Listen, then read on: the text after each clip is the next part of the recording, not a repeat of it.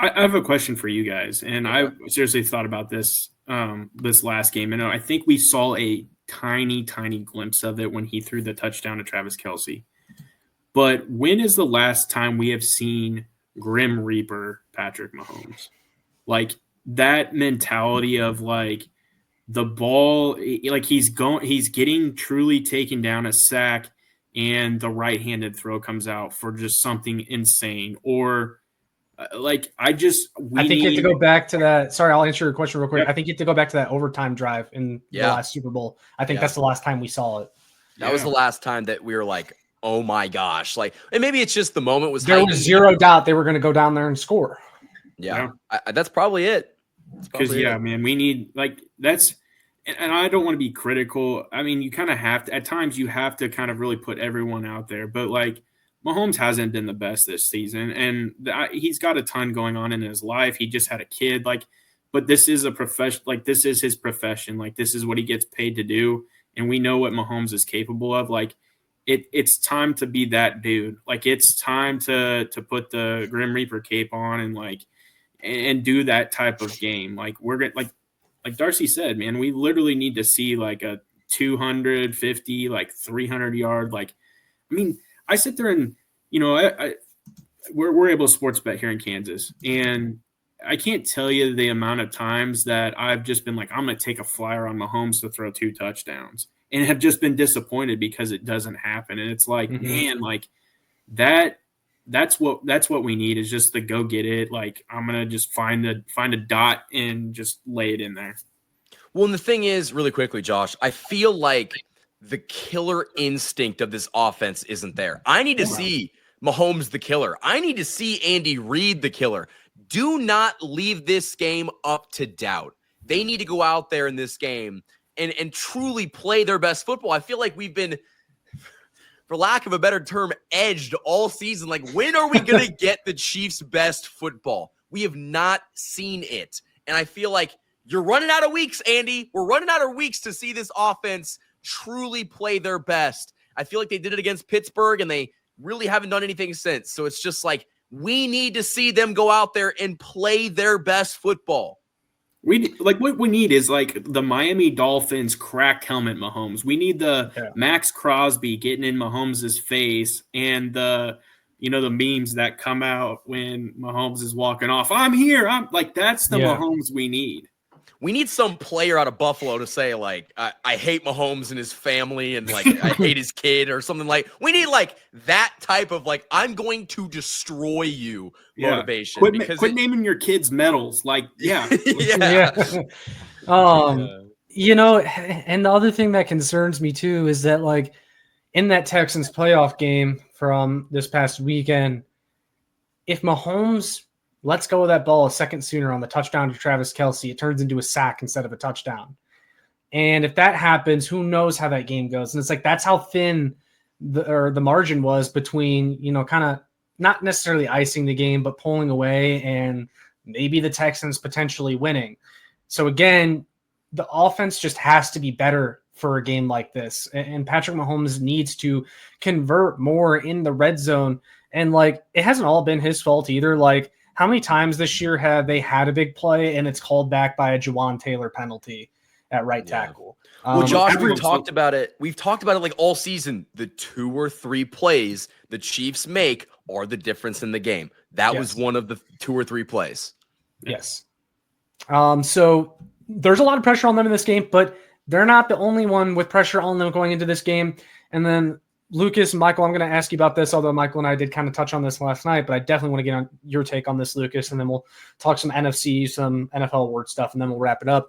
But there's going to be a lot of pressure on Josh Allen as well, because this is the one team that he just has not been able to beat in the postseason in his career.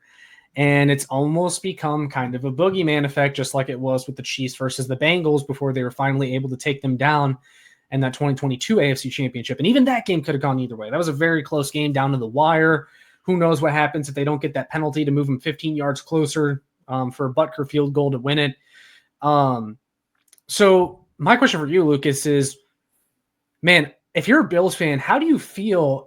Let's say it's the third quarter, you're down 10, to the Kansas City Chiefs and you have the ball, you're deep in your own territory, let's say on your own 10-yard line, the Arrowhead crowd is just caving in on you. Like, what is the feeling there? Like, oh my God, I cannot beat this team. Like, it's happening again, as Michael said last night.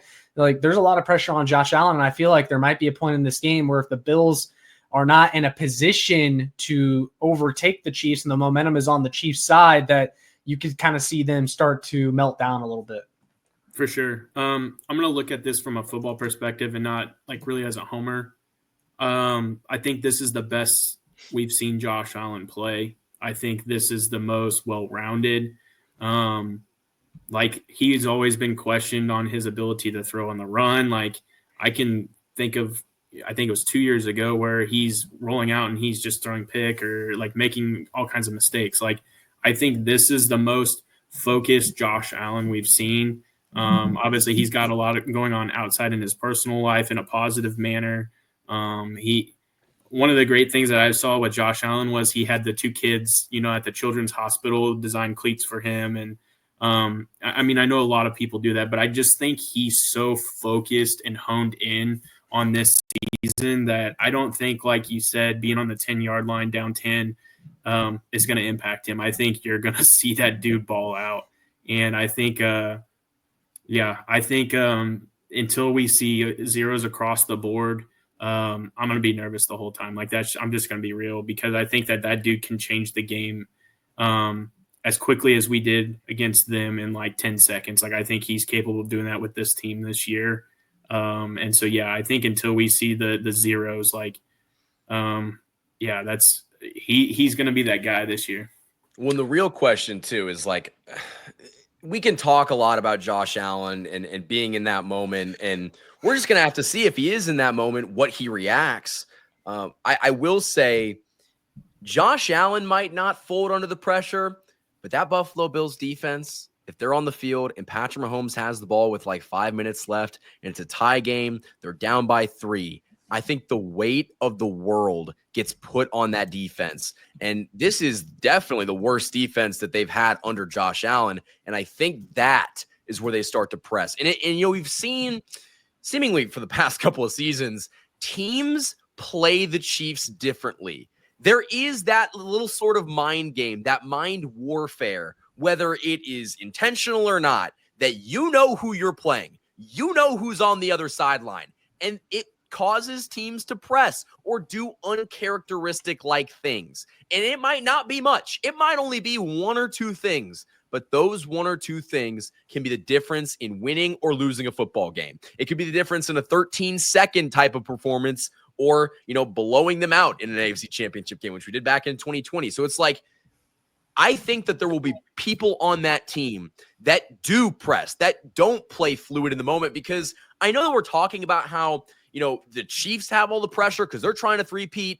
This Bills team has the weight of 3 previous losses hanging over them. And if it becomes a 4th, they're the new meme. They're the Bills of the 90s and the 2020s. It gets to be that point.